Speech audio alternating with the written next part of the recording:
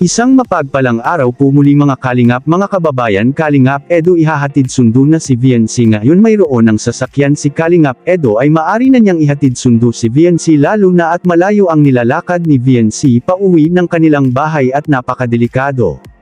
Kung naalala ninyo nung kasama si VNC sa pagkuha ng sasakyan ni Kalingap Edo ay ipinagpaalam ni Kalingap Edo si VNC sa mismong mga magulang nito.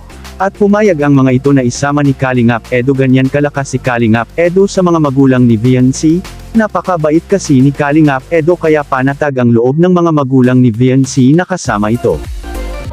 Vince, buti pinayagan ka nila mama mo. Pinaalam ko ako ni ano ko yan. Ano?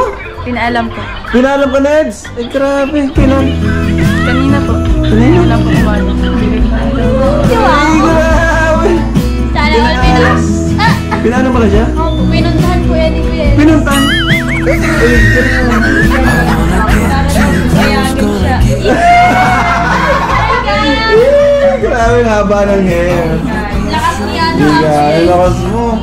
Grabe ka na din. Grabe, hindi. Tapos, yung papunta doon na Ed, okay na. Uy, pinaalam niya lang po. Tapos nagpayag na po. Ay, Pero yung grabe. pag-video call niya si mama niya, hindi na pumapayag si mama niya.